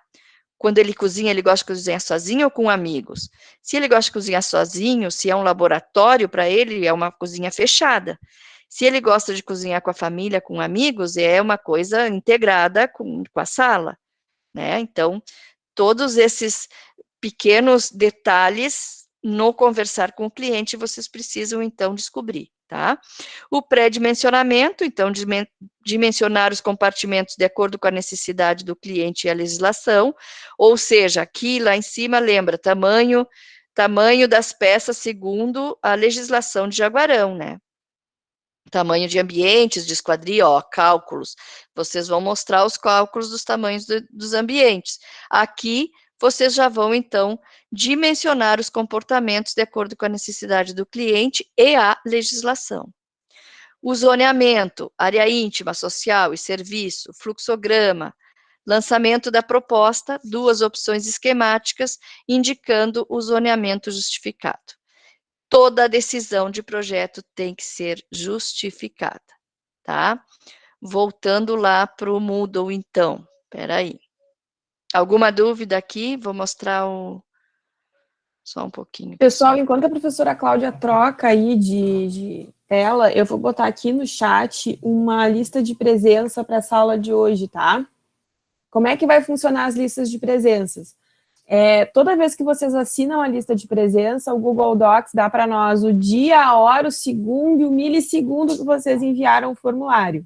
Então, as listas de presenças têm que ser preenchidas dentro do horário da aula. Aqueles que preencherem depois, a gente vai ver que preencheu depois, tá? Então, dentro do horário da aula, preencham o formulário. Caso aconteça algum problema técnico, energia, internet, conversem com a gente. As orientações e as aulas de projeto e desenho arquitetônico vão ser controladas com essa lista de presença, tá bem? Durante a aula eu envio o formulário, vocês podem me lembrar também. Tá certo? Me deem um ok se entenderam o que eu falei.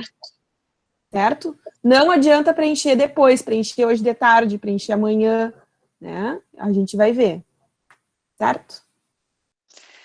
Então, aqui, pessoal, lembram que a gente teve, então, uma aula lá no auditório e eu fiz esse quadro meio bagunçado aqui, mas era o quadro de condicionantes, né? Então, a escolha do terreno,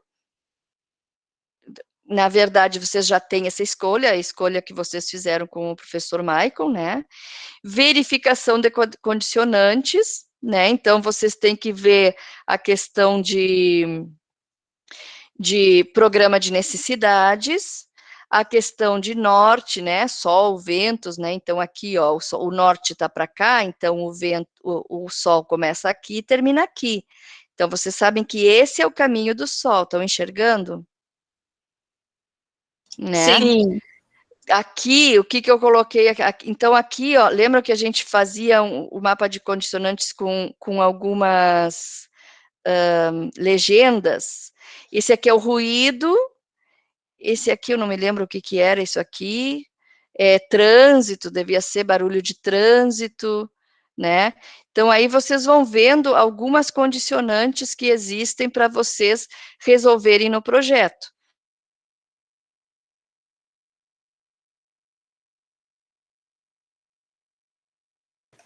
Trancou para vocês? Sim, para mim trancou. Tá. Vamos esperar um minutinho.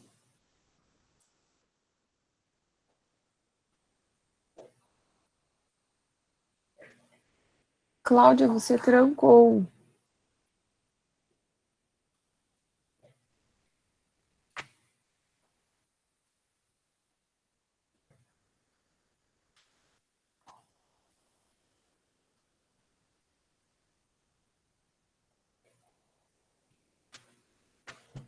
Vamos esperar um minutinho. Ai, não, ela não cai, né? Ela fica ali, mas não.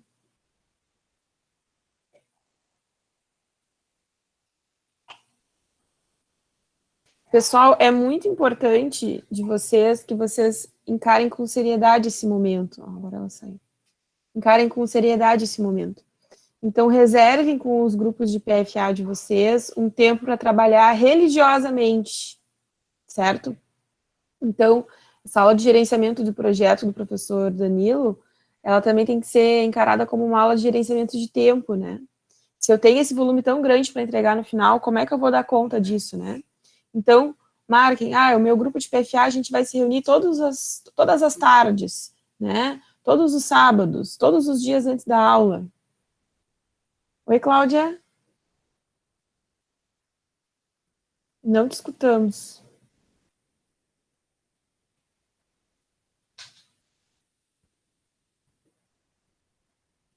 Enquanto isso, é uma pergunta, como é que a gente grava, queria saber se tem como a gente gravar, por exemplo, a gente fazer os vídeos.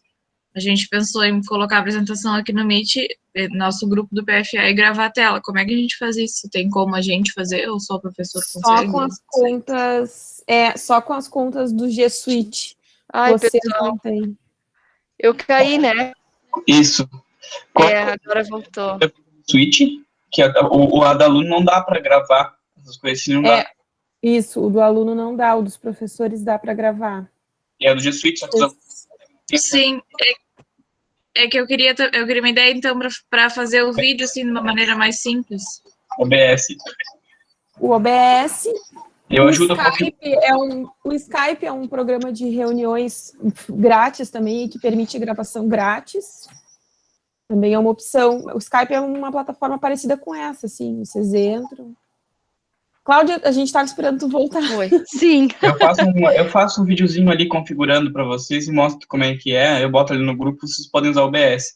O Skype eu usava quando era muito na versão antiga, né? Quando eu jogava com os amigos, não existia Discord, não existia TeamSpeak, nada do tipo. Mas eu não sou muito bom. Obrigada. Eu não tenho noção nenhuma de como fazer essas coisas. Calma, gente. Tudo a gente aprende. Minha internet está horrível. Eu não consigo entrar no mudo. Tem que dar uma esperadinha. Cláudia, faz assim, ó. Acho que desliga a tua câmera, que tu tá meio travada, e eu apresento e tu me coordena. Pode ser? Tá, pode ser. Aí vocês vão me avisando se travar, pode ser? Tá. É só indo lá no Moodle e eu estava no quadro, né, de apresentações. Pessoal, aí tá legal que vocês já veem o Moodle, como é que tá, tá? A gente vai continuar indo Então, lembram, pessoal, os condicionantes, então, é mais ou menos isso, ó. É esse de cima, colocar, então, o terreno e mostrar onde tem vento de inverno, vento do verão, o norte, qual é o caminho do sol. É importante mostrar o caminho do sol para vocês terem noção, né, de como colocar, tá? Como é que a gente faz um projeto? A gente sempre faz esse mapa de condicionantes e deixa na prancheta. Depois, com um plano, com um papel transparente, papel manteiga, a gente bota por cima disso e vai riscando. E aí passa lá para o zoneamento. Bom, se eu sei que eu tenho o caminho do sol dessa forma, eu sei por onde eu tenho que colocar a parte íntima, social e de serviço da minha casa. Certo? Colocando assim esquematicamente, eu vou para o fluxograma. O fluxograma, eu acho que ali não vai aparecer, mas aí eu vou mostrar o das alunas. O fluxograma, ele indica assim, o que é que liga com o quê? Como é que eu vou fazer o meu fluxo? Gente, eu tenho que fazer a distribuição da minha casa de forma que eu não tenha que entrar em nada, nenhum compartimento para ir entrar no outro. Eu não posso atravessar minha cozinha para chegar no meu quarto, tá? A sala é o grande distribuidor, tá? A gente entra na casa, chega na sala, da sala a gente vai para a parte íntima, vai para a parte de serviço e vai para a parte social separado. A cozinha, a gente só entra da cozinha para ir para a sala de serviço, tá? O banheiro e os quartos não podem dar diretamente com a porta na sala nem na cozinha.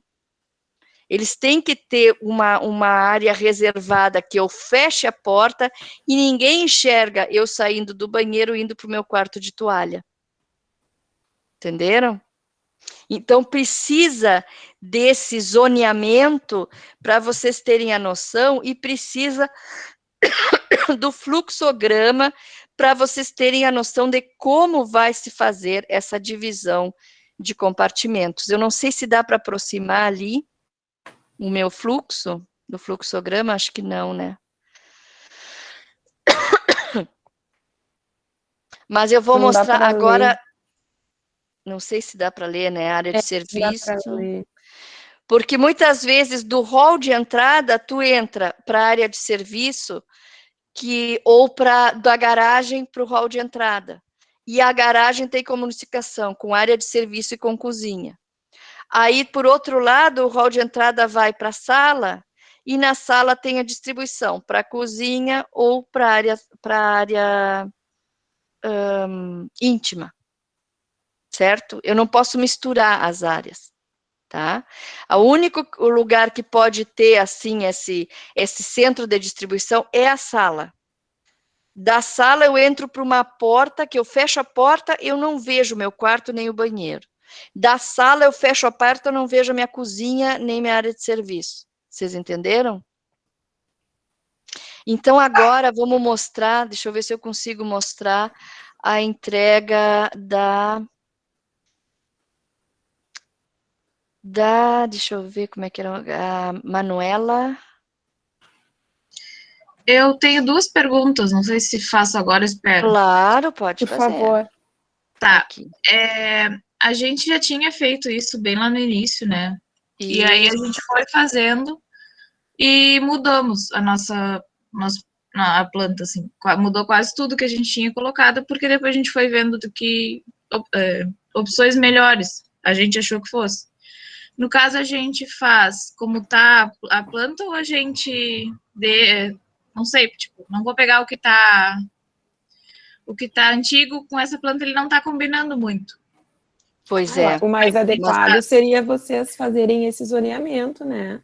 Fazerem, então, o processo reverso, né? Já que vocês avançaram, nesse caso, meu entender. Eu acho que vocês, antes de qualquer coisa, vocês orientem com a gente, tá? Que barulho é esse? Aqui? Não, pode ter sido o meu aqui atrasado, aqui tem muito barulho aqui em casa, eu tava falando. Tá, eu acho que vocês desliguem os microfones. Sim, sim. Ai, sou eu que tenho. É que eu tenho outra dúvida, é que eu tava falando, só que passou bem na hora. No caso que tu tava falando, assim, de portas, essas coisas, a gente pensou em usar um conceito mais aberto. Tem essa privacidade, tem aquela área de circulação para ir para o banheiro, para os quartos, mas a gente pensou em usar, por exemplo, a cozinha e a sala uma coisa mais aberta, assim, tem uma divisória que é uma estante, só que a gente não pensou assim em isolar, porque perde muita área também dentro, né, da construção com paredes e essas coisas.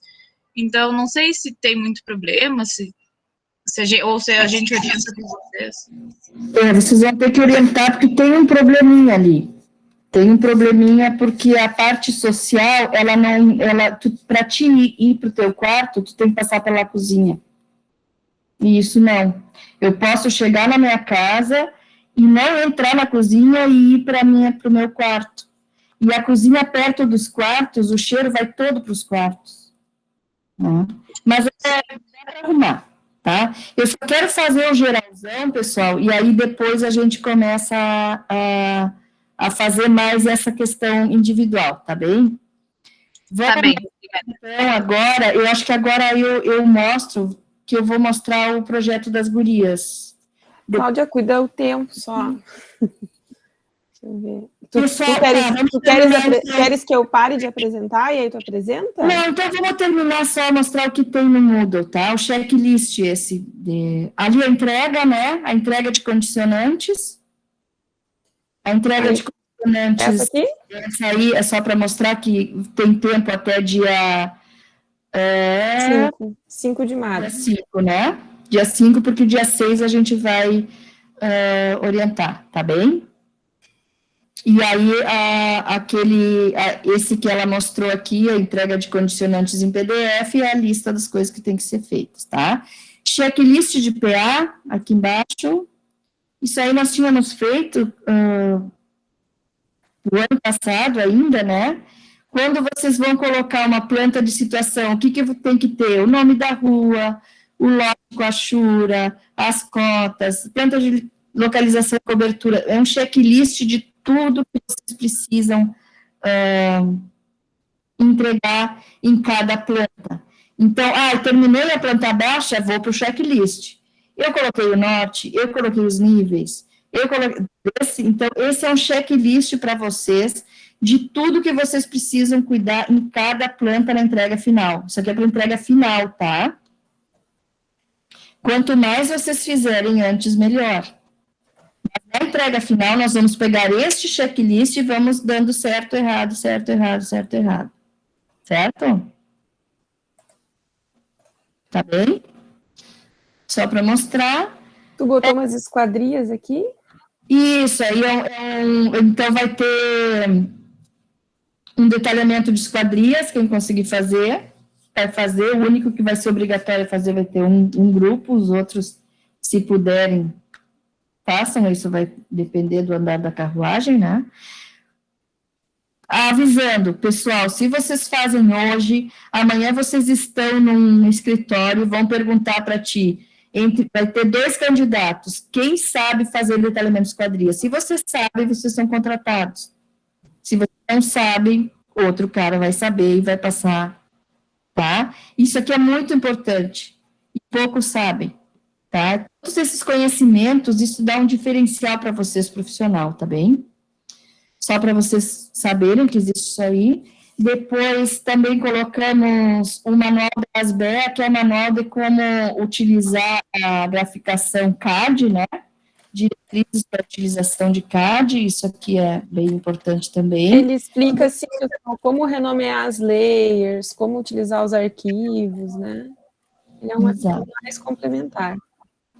E aqui tem outro também, né? Que é uma outra bibliografia complementar de desenho arquitetônico. De desenho arquitetônico, tá? Essa não é em CAD, né?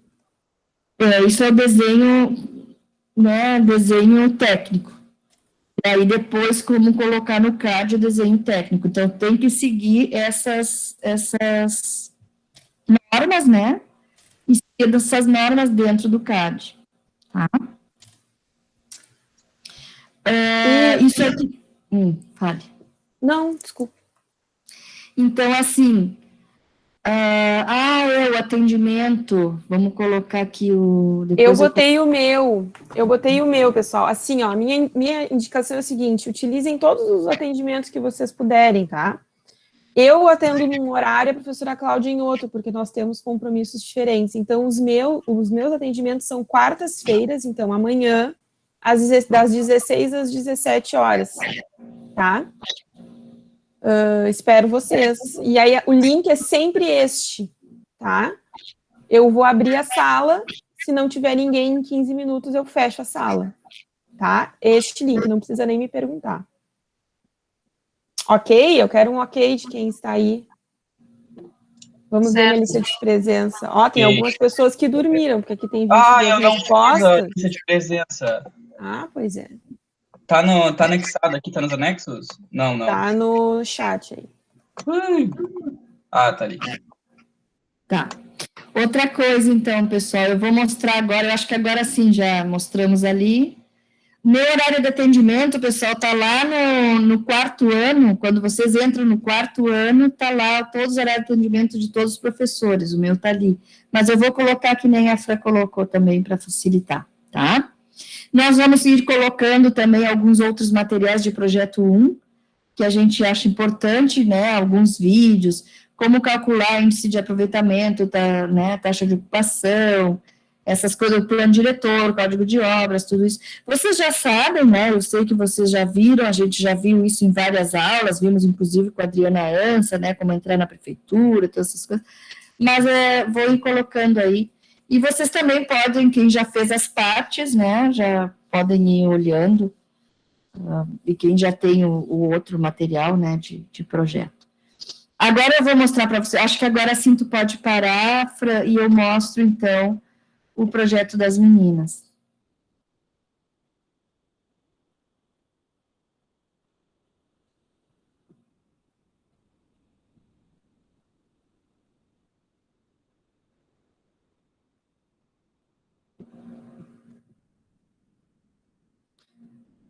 Estão vendo aqui? Já dá para enxergar? Sim. Então, o que que elas fizeram, né? Elas pegaram lá no Google Maps o terreno delas. Eu não sei, guria, se era o terreno já que vocês vão utilizar ou foi um terreno escolhido. Tá? É o terreno que a gente vai utilizar, a gente escolheu esse aí. Tá, esse é o que vocês estão trabalhando com o professor Maicon. Isso. Perfeito. Então, tá. Então, aqui, ó, elas descrevem, né, o terreno. E aqui seria interessante ela colocar que o zoneamento, né? Colocar, às vezes, por exemplo, pode colocar aqui aquela tabela, lembra a tabela que é de zoneamento do plano diretor, que é do Código de Obras, que a Adriana Ansa mostrou, que a gente procurou lá. Nessa tabela é legal mostrar, assim, se vocês não sabem, eu mostro depois, mostrar ela e marcar a de vocês, a zona em que está a de vocês, tá? Dimensões e distância, né? O norte, ela já achou. Lembra que a gente fez um exercício de como achar o norte no CAD? Nós fizemos isso 2 vezes em projeto 1 e nós fizemos também em aula de PFA, tá? De achar o norte através do Google Maps, né? Só uma pergunta, onde é que está esse terreno localizado entre as ruas da Paz e... Independência e 15 de novembro. É bem perto do meu terreno que eu escolhi. Aqui as dimensões do terreno, né? Importante que elas colocaram aqui, ó, o alinhamento predial, né? E aqui, então, ó, elas colocaram escrito, elas não mostraram na planta, mas elas colocaram escrito, ó, o terreno que escolhemos está localizado na zona de uso institucional. De acordo com a tabela, os índices urbanísticos são tal, tal. Então, elas colocaram aqui, ó, o recuo. Então, elas já sabem que neste recuo aqui, elas não têm construção, tá? E a taxa de ocupação é 70%. Então, elas já colocaram aqui onde elas podem utilizar o terreno. É só isso aqui que elas podem utilizar o terreno, tá? O índice de aproveitamento é tal, né? 2 pavimentos e altura máxima tal. Isso aqui são condicionantes legais, queridos. Aqui elas já colocaram os condicionantes legais dela, tá? Agora, o que elas têm? Os condicionantes climáticos, né? Orientação solar de sombras, né? Então, elas colocaram, ó, o vento do inverno, né? Colocaram o sol, a gente sabe que é legal vocês colocarem aqui, ó, o caminho do sol, ó. Não colocaram, ó. Como eu mostrei lá, ó. Então, se esse é o meu norte, o sol faz este caminho aqui, né? Então, é aqui que eu tenho o sol. É legal sempre mostrar o caminho do sol. Eles colocaram aqui nas festinhas, ó, sol da manhã. Mas é legal vocês fazerem, então, esse caminho do sol aí, tá bem? Depois, elas fizeram pontos de acessos importantes, né? Então, eles têm um ginásio. Então, isso aqui é um estudo do entorno, né? As ruas mais movimentadas, elas estão em uma esquina, elas precisam saber qual é o trânsito mais tranquilo para elas saberem onde elas vão colocar a garagem delas. Se eu colocar uma garagem aqui na 27, que tem um monte de trânsito, cada vez que eu for estacionar vai ser um problema. Então, é melhor colocar a garagem aqui, nessa estrada secundária aqui, né, nessa rua secundária menor, com menor volume de trânsito, tá? Vamos parar aqui que eu vou colocar, deixa eu ver se eu acho aqui, mais uma entrega delas. Pessoal, essa entrega pode ser feita em arquivo único, tá? Não precisa fatiar, que nem as gurias fizeram. E esse grupo também, se quiser melhorar o trabalho, corrigir esses pontos que a professora Cláudia falou, tem até o dia 5. Sim, com certeza, né? A gente vai melhorar, né? Sim, Não a gente vai, esqueçam tipo, terminar, que a gente estava olhando agora a lista ali, falta várias coisas, né? Isso aí é o que a gente tinha feito ano passado, a gente nem mexeu agora. É Ótimo. perfeito. Ah, Não, e mas o Breno tá com nós no grupo, tá? Não é só eu, Camilo. É o Breno, né? Ah, É, o as Breno. meninas E o menino, desculpa, perdão. E não esqueçam o nome, né? Façam bonitinho. É bem legal aqui, ó, pessoal, o fluxograma que elas fizeram, ó, acesso principal e acesso secundário, tá? Ela entra na sala de estar, e a sala de estar tem comunicação com a sala de jantar, que tem comunicação com a cozinha, que tem comunicação com a lavanderia e com o acesso secundário. Mas a sala de estar também, ela tem uma circulação, e essa circulação, ela vai para o banheiro ou ela vai para os quartos. Vocês entenderam? Ó, então, aqui em verde, elas têm a área a serviço. Aqui em amarelo, a área social. E em vermelho, a área íntima. Certo? Poderia ter, desta circulação aqui, uma entrada para lá, para a cozinha? Não acho legal. Porque aí eu estou misturando as áreas. Né?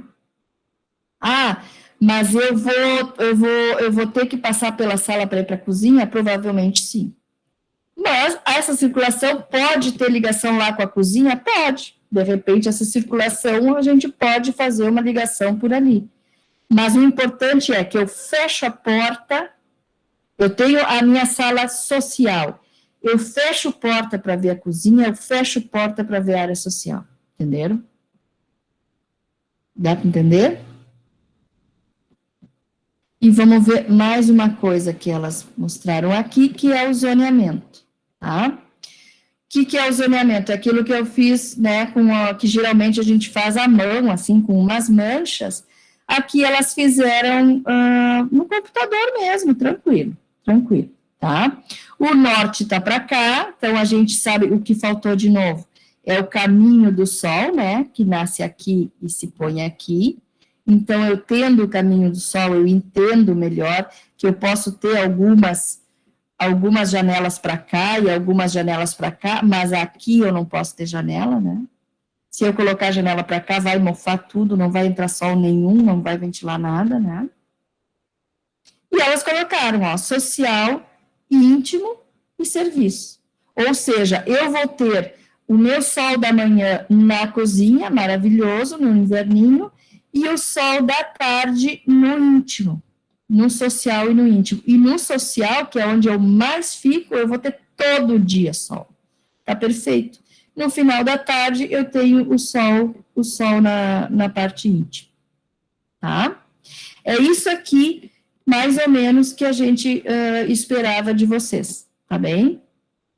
E aqui, isso aqui, pessoal, deixa eu mostrar para vocês, é uma maneira que a gente vai fazer de orientação, tá? Então, a gente tem aqui, ó, o Breno, a Camila e a Manuela. Orientação número 1, a data da orientação e o que foi apresentado pelo aluno. Então, a Manuela e eles apresentaram já, né, o terreno, mapa de condicionantes, fluxograma, não sei o quê. Ah, o que falta? Falta isso, isso, aquilo. Então, a gente vai dizer o que falta para a próxima orientação, tá? E aí, na próxima orientação, ó, ela tinha que fazer 10 itens, ela fez 7, então a gente vai colocar aqui, 7 itens feitos, faltam 13 itens para a outra semana. Então, para a outra semana vai ter a tarefa dessa semana mais a da outra. Tá? E era para vocês assinarem aqui, né? E a gente assinava, vocês assinavam. Como vai ser uma questão remota, então a gente o que pode fazer é completar isso aí e enviar para vocês, né? Para vocês irem se cuidando, mas não sei se vai dar tempo, vamos tentar, tá? Não vou prometer que a gente vai conseguir fazer sempre isso. Mas era uma maneira que... No Moodle dá para fazer isso aí. No Moodle dá para fazer assinatura digital. Pois é, né? No Moodle, de repente, a gente faz isso. Swap, ratei, tô confundindo as plataformas. Swap. Ah, no Swap. Dá para fazer alguma coisa do tipo, se não... Eu acabei de assinar. Mas acho muita burocracia. Nós já estamos afundados em burocracia. Vocês não têm noção o que é. Para vocês está difícil. Eu fiquei até 1h montando aula ontem. Vocês não têm noção. Eu acordei às 5 hoje, porque eu não aguentei. À meia-noite fui dormir, acordei às 5. É isso, né? Pessoal, assim, ó, temos 24 respostas e 27 pessoas na chamada. Falta um aluno responder a chamada. Alguém que dormiu. Hein? O problema é que esse aluno depois fica com falta, né? Quem é que tá aí? Ah, não, tem alguns que responderam 2 vezes. Ah, então, nem sei. Ixi. Pessoal, não, pessoal, a aula é online, mas é participativa, devem abrir os microfones, devem conversar, tá? Se não, é um monólogo, certo? Acho que a Carol quer falar. A Carol quer falar. Quando a gente tem que fazer a orientação, né, do nosso coisa, vai ser só no sábado ou a gente pode usar o atendimento também? Pode usar, né? Deve usar o atendimento, meus amores. Sim. Precisa usar, tá? O atendimento, ele é mais facultativo, certo? Ele é mais, né? Mas a presença na aula vai ser cobrada. Então, sábado tem aula, é de orientação, tem que dar uma aparecida, tem que dar um oi. Por quê? Porque a aula, por mais que seja orientação, ali a gente vai dar recados gerais, a gente vai dar orientações para todos os grupos, certo? Então, vamos pensar assim, vamos pensar como era lá no IF. A aula é aula, tem que estar na aula, tem que preencher a presença, certo? O atendimento é para ajudar vocês, e nesse semestre remoto vai ser muito importante. Acho que o Breno queria falar. Podem falar, pessoal.